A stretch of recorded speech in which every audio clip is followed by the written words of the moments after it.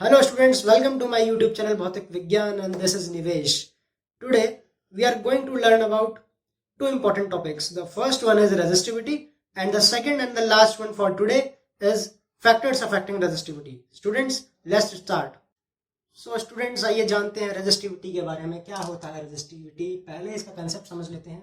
देखिए जो हमारी कंडक्टर था हमारा, उसमें एक रेजिस्टेंस होता था स्टूडेंट्स, और वो रेजिस्टेंस डिपेंड करता था सिर्फ नेचर पर, मटेरियल के. इस तरह से वो एक्सप्रेशन थी, R is equal to V upon I. तो इस तरह से वो एक्सप्रेशन थी. लेकिन ये जो V अपॉन I था, इस पर R डिपेंड नहीं करता था, ना V पर ना ही I पर. तो I, ये जो R है ये डिपेंड किस पर करता है? देखिए स्टूडेंट्स, ये जो R है आप यहाँ पर लिखेंगे, आप ये अपने आप लिख लेंगे, मैं आपको सिर्फ बता रहा हूँ. R is directly proportional to L, यानी जो कंडक्टर की लेंथ है उस पर डायरेक्टली प्रोपोर्शनल होगा स्टूडेंट्स. कंडक्टर की लेंथ बढ़ाएंगे तो रेजिस्टेंस हमारा बढ़ेगा स्टूडेंट्स. दूसरा है हमारा, इसको हम इक्वेशन 1 मान लेंगे, और दूसरा है R is directly students inversely proportional to area. जो क्रॉस सेक्शन एरिया है उसके इनवर्सली प्रोपोर्शनल होगा हमारा रेजिस्टेंस. तो फ्रॉम इक्वेशन, इसको 2 मान लेंगे, फ्रॉम इक्वेशन 1 एंड 2 यहाँ पर हम लिखेंगे स्टूडेंट्स. यहाँ से हमें क्या मिल जाएगा? R इज डायरेक्टली प्रोपोर्शनल, या फिर R is proportional to L by A. और इसको हम R इज इक्वल टू, यहाँ पर एक कांस्टेंट आएगा इन्फिनिटी का, स्टूडेंट्स जब ये प्रोपोर्शनलिटी का साइन रिमूव होगा यहाँ से, तो यहाँ पर एक कांस्टेंट आएगा. कोई भी कांस्टेंट आ सकता है. उस कांस्टेंट के यहाँ पर आने से इनमें से किसी की डायमेंशन पर फर्क नहीं पड़ेगा, ना ही किसी की यूनिट पर फर्क पड़ेगा. तो कोई भी A, B, X, Z कुछ भी आ सकता है, लेकिन फिजिक्स ने जो डिसाइड कर रखा है वो है रो स्टूडेंट्स. इसको हम कहते हैं RHO. ये एक ग्रीक लेटर है रो. ये सिर्फ बताने के लिए था, आपको लिखना नहीं है आपको इस तरह से रो. ये रो आपको लिखना है, इसकी स्पेलिंग नहीं लिखनी है. रो L बाय A ये होती है आपका. ये सिर्फ रेजिस्टेंस की एक्सप्रेशन है स्टूडेंट्स. अब देखिए, अगर हमें रेजिस्टिविटी हमें निकालनी, अल्टीमेटली रेजिस्टिविटी है. रेजिस्टिविटी अगर हम यहाँ से निकालना चाहे तो वो आ जाएगी RA बाय L. तो ये आ गई हमारी रेजिस्टिविटी. आप यहाँ पर लिखेंगे रेजिस्टिविटी. उसके बाद आप स्टूडेंट्स, अगर आपके पास एग्जाम में आता है तो आप लिखेंगे this resistivity depends on the nature of material and the temperature of the material. Conductor, material या कंडक्टर आप कुछ भी यूज कर सकते हैं स्टूडेंट्स. जो आप हमेशा इस चैप्टर में कंडक्टर लेकर चलते हैं तो कंडक्टर भी यूज कर सकते हैं. देखिए यहाँ पर A आ रहा है और L आ तो रहा है, R भी आ रहा है, लेकिन ये जो रो है ये ना A पर डिपेंड कर रहा है ना L पर. एक्चुअली क्या होता है स्टूडेंट्स, ये जो A है अगर हम एरिया बढ़ा देते हैं तो लेंथ कम हो जाती है. देखिए ये वायर है, ये इसका क्रॉस सेक्शन एरिया अभी ज़्यादा है, ये बहुत ज़्यादा है. देखिए अब आप इसको अगर लंबा करेंगे खींचकर तो ये अंदर से पतली हो जाएगी. पतली होने का क्या मतलब है? इसका जो क्रॉस सेक्शन एरिया है कम हो जाएगा. तो अब अगर आप एरिया बढ़ा रहे हो तो आपकी लेंथ कम हो जाएगी स्टूडेंट्स, और अगर आप बढ़ा रहे हो लेंथ तो आपका क्रॉस सेक्शन एरिया है वो कम हो जाएगा. और ये जो रेशियो है इसके साथ साथ R भी डिक्रीज और इंक्रीज होगा. तो ये जो वैल्यू है ये कांस्टेंट की तरह बिहेव करेगी. इसलिए ये जो रो है ये सिर्फ डिपेंड करता है नेचर ऑफ मटेरियल पे और उसके टेम्परेचर पे. और भी फैक्टर्स पर डिपेंड करता है, वो हम बाद में डिस्कस करेंगे स्टूडेंट्स. देखिए ये जो रो है इसकी यूनिट क्या होती है? अगर आप इसकी यूनिट यहाँ से निकालना चाहें, इसकी यूनिट यहाँ से निकालना चाहें, ये निकालते हैं हम इसकी यूनिट. तो इसकी यूनिट क्या आएगी? देखिए rho is equal to resistance की यूनिट ओम, एरिया की unit metre square upon metre. Metre square से मीटर एक कैंसिल, तो रो की जो यूनिट आएगी वो आएगी ओम मीटर. छोटी यूनिट होंगी इसकी अगर तो वो ओम सेंटीमीटर इस तरह से हो सकती हैं. तो ये थी हमारी रो की यूनिट. स्टूडेंट्स अब ये जो रो है इसको हम डिफाइन कैसे करेंगे, इसकी डेफिनेशन की भी ज़रूरत है. मान लेते हैं एक हमारे पास ऐसा कंडक्टर है जिसका क्रॉस सेक्शन एरिया 1 मीटर है, और 1 यूनिट कह सकते हैं, कोई भी मीटर या सेंटीमीटर कुछ भी, और लेंथ भी इसकी 1 मीटर सेंटीमीटर कुछ भी. Area 1 metre square centimetre square, या फिर लेंथ जो जाएगी वो जाएगी 1 मीटर 1 सेंटीमीटर कुछ भी स्टूडेंट्स. तो ये जो रो है ये हो जाएगा R. यहाँ पर हम पहले लिखेंगे let the length is 1 unit and the area is also 1 unit. तब जाकर ये जो एक्सप्रेशन है इसको हम इस तरह से लिखेंगे, और तब ये rho is equal to students R आएगा. फिर हम डिफाइन करेंगे जब रो और R इक्वल आ गए, यानी रो रेजिस्टेंस के इक्वल है. और कब इक्वल है? जब इन दोनों की जो लेंथ है और एरिया ऑफ क्रॉस सेक्शन है वो यूनिट है। हम क्या कहेंगे स्टूडेंट्स इसकी डेफिनेशन में? Resistivity of a conductor is defined as the resistance offered by that conductor when its cross sectional area and length are unity। यानी वो रेजिस्टेंस होगी, रेजिस्टिविटी वो रेजिस्टेंस होगी जब जो कंडक्टर है उसका क्रॉस सेक्शन एरिया और लेंथ यूनिट होगा, 1 यूनिट होगा, सेंटीमीटर या मीटर या फिर सेंटीमीटर स्क्वायर, मीटर स्क्वायर, कुछ भी। तो ये था स्टूडेंट्स हमारा रेजिस्टिविटी। अब हम डिस्कस करेंगे फैक्टर्स अफेक्टिंग रेजिस्टिविटी को। फैक्टर्स अफेक्टिंग रेजिस्टिविटी अब हम पढ़ेंगे स्टूडेंट्स। इसको समझने से पहले मैं आपको एक छोटी सी बात बताना चाहूंगा कि जो रेजिस्टिविटी कंडक्टर्स की होती है वो कम होती है, और उसी तरह से सेमीकंडक्टर्स की थोड़ी ज़्यादा होती है, मॉडरेट इसको हम कह सकते हैं, और बहुत ज़्यादा होती है इंसुलेटर्स की। तो स्टार्ट करते हैं फैक्टर्स अफेक्टिंग रेजिस्टिविटी। देखिए हमें रेजिस्टिविटी चाहिए, रेजिस्टिविटी होने के लिए हमारे पास पहले रेजिस्टेंस का होना ज़रूरी है, और रेजिस्टेंस के होने के लिए हमारे पास एक बैटरी कनेक्शन होना और फिर उससे करंट फ्लो होना, यानी V और I ज़रूरी है, तभी हमारे पास रेजिस्टेंस आएगा। इस चैप्टर में हम सबसे पहले जो एक्सप्रेशन निकाल रहे थे वो I के लिए था, तो I से हमारे पास V भी आ जाएगा। तो चलिए सबसे पहले तो हम देखते हैं from the concept of drift velocity. हम यहाँ पर लिखेंगे relation between drift velocity and electric current. I is equal to N E A V D, where VD is drift velocity, A is the area of cross section of any conductor, E is charge on electron, and N is the number of electrons per unit volume, I is the electric current। अब देखिए हमें क्या करना है, हमें resistance चाहिए, तो पहले तो हमें V भी चाहिए होगा। उससे पहले हम एक काम कर देते हैं, इस VD की वैल्यू पुट कर देते हैं, ये हो जाएगा NE टाउ बाय M। आपने नहीं देखी है, अगर आपको समझ ये तभी आएगा अगर आपने पिछली वीडियोस देखी है, नहीं देखी हैं तो मैं उन्हें सजेस्टेड वीडियोस में डाल दूंगा, आप देख लीजिएगा, पर वो देखनी ज़रूरी है। तो ये आ गया, ये बहुत डिटेल में मैंने वहाँ समझा रखा है। अब देखिए यहाँ N2E है, तो ये हो जाएगा NE²। वैसे भी हम इसका डायरेक्ट एक्सप्रेशन पहले भी यूज़ कर चुके हैं, इसलिए वो वीडियोस देखनी ज़रूरी है। देखिए ये हो जाएगा NE² AE tau by M।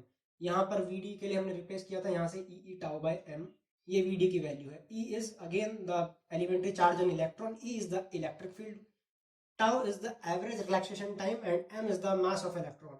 अब देखिए हमारे पास I भी आ गया कुल मिलाकर NE² AE tau by M। अब देखिए जो E होता है, पोटेंशियल ग्रेडियंट का कंसेप्ट क्या कहता है? E is equal to V by L। अगर हम मैग्नीट्यूड की बात करते हैं तो E is equal to V by L। Students यहाँ पर E की जगह V बाय L पुट कर दीजिए, NE² AV टाउ, और V बाय L है, नीचे M भी है। देखिए हमारे पास पोटेंशियल चाहिए था, करंट चाहिए था, रेजिस्टेंस कैसे आएगा? इन दोनों के रेशियो से। हम क्या कहेंगे? Implies that V by I, इस I को यहाँ ले आएंगे और इस पूरी टर्म को वहाँ ले जा लेंगे, ये हो जाएगा NE² A tau, sorry students, ये टर्म अपॉन में आएगी और यहाँ आएगा M L बाय NE²। ये देखिए यहाँ पर A और टाउ, V तो वहाँ चला गया, A टाउ, V यहाँ पर पोटेंशियल है, बाकी Y वैल्यूज है पुरानी। अब देखिए V अपॉन I हमें पता है, यहाँ पर हम लिखेंगे we know that V upon I is equal to R। तो देयरफॉर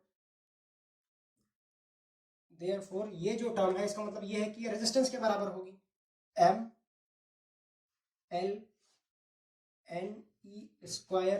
आप इस टाउ को यहाँ शिफ्ट कर दीजिए बाय A, कोई फर्क नहीं पड़ेगा, उसे 2 × 3 लिखें या 3 × 2 लिखें, तो ये आ जाएगा ML NE² tau into A is equal to R। तो ये रेजिस्टेंस के बराबर है।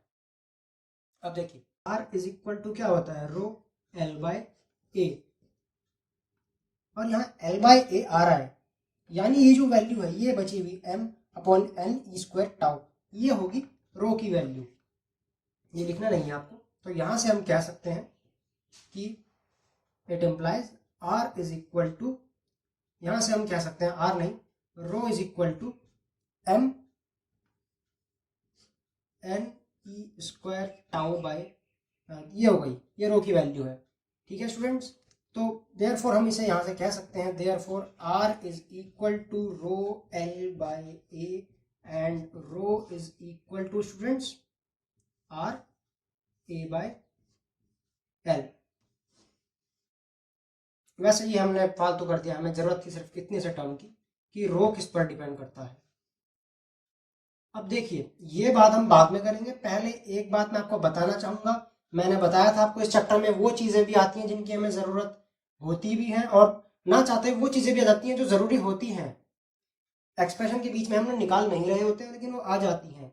अगर आपके पास क्वेश्चन आता है deduce Ohm's law from the concept of drift velocity या deduce Ohm's law from drift velocity, तो आपको ये जो डेरिवेशन है ये यहां तक करना होगा स्टूडेंट्स। ये देखिए, ये नहीं, ये पूरा लिखना होगा और यहां तक आपको ये डेरिवेशन करना होगा। इसको हम कहेंगे Ohm's law on the basis of drift velocity. हालांकि हम मेन टॉपिक ये है, इस पर आते हैं वापस। तो ये भी बहुत इंपॉर्टेंट टॉपिक है एग्जाम पॉइंट ऑफ व्यू से। तो students rho is equal to m upon n E square tau. देखिए ये जो m है ये है मास ऑफ इलेक्ट्रॉन और ये n है number of electrons per unit volume, E square आपका एलिमेंट्री चार्ज है, t जो टाउ है वो एवरेज रिलैक्सेशन टाइम है। तो ये m मास ऑफ इलेक्ट्रॉन एक कांस्टेंट चीज है और चार्ज ऑन इलेक्ट्रॉन भी कांस्टेंट है। हाँ नंबर चेंज हो सकते हैं अलग अलग मटेरियल में, लेकिन उसमें इलेक्ट्रॉन का चार्ज उतना रहेगा, मास उतना रहेगा, टाउ भी अलग हो सकता है। तो अब हम यहाँ डिस्कस करते हैं मैथमेटिकल, हमारे पास ये आ गया है, यानी जो रो है वो डिपेंड किस पर करेगा, एम पर नहीं कर सकता, ई स्क्वायर पर नहीं कर सकता, ये कांस्टेंट वैल्यूज हैं, डिपेंड करेगा तो एन पर और टाउ पर। तो सबसे पहले हम देख रहे हैं कि ये जो रो है ये इनवर्सली प्रोपोर्शनल हो रहा है नंबर ऑफ इलेक्ट्रॉन्स के। देखिए ये हमें लिखना नहीं है, ये सिर्फ मैं आपको एक चीज पहले समझा रहा हूं। जो नंबर ऑफ इलेक्ट्रॉन्स हैं वो डिपेंड करते हैं, ये number of actually free electrons per unit volume है, इलेक्ट्रॉन्स नहीं free electrons. Free electrons metals में ज्यादा होते हैं, नॉन मेटल्स में कम होते हैं। मतलब कहने का मतलब यह है कि कंडक्टर्स में ज्यादा होते हैं अल्टीमेटली। तो हम यहाँ लिखेंगे इस तरह से कुछ, and number of electrons one upon नहीं, आर डिपेंड ऑन या फिर are proportional to material of the wire या कंडक्टर। तो ये रो डिपेंडेंट है वन अपॉन एन पे, एन डिपेंड है एम पर। कहने का क्या मतलब है, अगर ये वैल्यू डिपेंड करती है, देखिए अगर ए बी का भाई है और बी अगर सी का भाई है तो ए और सी भी आपस में भाई होंगे। इसी तरह से अगर रो का रिलेशन एन से है और एन का रिलेशन एम से है तो रो का रिलेशन एम से भी होगा। तो स्टूडेंट्स इसका कहने का क्या मतलब है कि देखिए यहाँ पर मैं थोड़ा सा कंफ्यूज हो गया था, ये वन अपॉन एन ही कर लीजिए दोबारा। तो यानी रो डिवाइड ये डिपेंडेंट है वन अपॉन एन पे, वन अपॉन एन डिपेंड है एम पर, यानी रो इनडायरेक्टली डिपेंड होगा एम पर। तो ये था हमारा पहला वाला जो, आप इसको पूरा लिखेंगे मटेरियल ऑफ द कंडक्टर, ये मैं शॉर्ट में लिख रहा हूँ स्टूडेंट्स। तो पहला हमारा ये हो गया। अब देखिए ये आपको पूरा मेंशन करना होगा, आपको पूरा एक्सप्लेन करना होगा कि रो पहले इस पर डिपेंड करता है और नंबर ऑफ जो इलेक्ट्रॉन्स पर यूनिट वॉल्यूम है, फ्री इलेक्ट्रॉन्स वो मटेरियल ऑफ द कंडक्टर पर डिपेंड करते हैं। सो इनडायरेक्टली रो और जो मटेरियल ऑफ कंडक्टर है वो भी आपस में डिपेंड करते हैं। ये पहला कंडीशन था। दूसरा क्या है, यहां से देखिए ई कांस्टेंट एम कांस्टेंट बचा टाउ, यानी एवरेज रिलैक्सेशन टाइम के भी इनवर्सली प्रोपोर्शनल होगा रो, यानी एवरेज रिलैक्सेशन टाइम जितना कम होगा उतना ज्यादा आपका इसका रेजिस्टिविटी होगा मटेरियल का। थर्ड है रो, देखिए थर्ड आपका दिख तो नहीं रहा है, इनडायरेक्टली क्या होता है, जो एवरेज रिलैक्सेशन टाइम होता है वो क्या टाइम होता है। जैसे ये कोई पॉजिटिव आयन है और ये कोई इलेक्ट्रॉन है, तो ये इलेक्ट्रॉन जिससे जितनी देर एक्सिलरेट होता है कोलाइड होने से पहले, उसी को तो हम रिलैक्सेशन टाइम कहते हैं। और अगर ज्यादा इलेक्ट्रॉन्स हम कंबाइन कर दें, एक से ज्यादा जितने भी हैं टोटल इलेक्ट्रॉन्स, तो वो एवरेज रिलैक्सेशन टाइम हो जाता है, यानी कितनी देर में यहाँ पर ये पहुंचा। तो अगर जो हमारा टेम्परेचर है कंडक्टर का, थर्मल एनर्जी है कंडक्टर का, अगर टेम्परेचर ज्यादा होगा तो थर्मल एनर्जी भी ज्यादा होगी। कहने का मतलब यह है कि टेम्परेचर ज्यादा होगा तो इलेक्ट्रॉन्स भी ज्यादा मूव करेंगे। जैसे आप अगर टेम्परेचर बढ़ा देते हैं तो पानी जल्दी उबलने लग जाता है, बहुत तेज उबलने लग जाता है।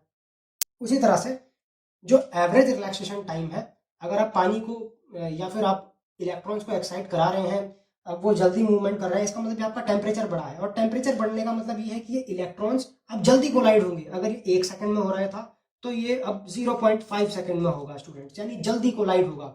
और जल्दी कोलाइड होने का मतलब टाइम कम लगेगा स्टूडेंट्स।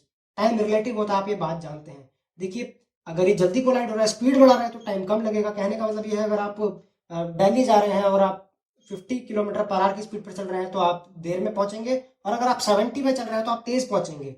तो कहने का मतलब ये है स्टूडेंट्स, यानी टाइम आपको कम लगेगा। तो इलेक्ट्रॉन तेज हो गया तो टाइम आपको कम लगा। कहने का क्या मतलब है, जो रो है वो इनवर्सली प्रोपोर्शनल है टाउ के, और जो हमारा टेम्परेचर है वो भी इनवर्सली प्रोपोर्शनल है टाउ के। यानी टेम्परेचर बढ़ाएंगे तो जो एवरेज रिलैक्सेशन टाइम है वो कम हो जाएगा। अब देखिए, इनकी RHS बराबर है तो डेफिनेटली इनकी LHS भी बराबर होगी, यानी जो रो है वो टेम्परेचर बढ़ाने पर बढ़ जाएगा। यानी जितना थर्मल टेम्परेचर होगा उतनी ज़्यादा रेजिस्टिविटी होगी हमारी। तो ये था स्टूडेंट्स हमारा टॉपिक आज का।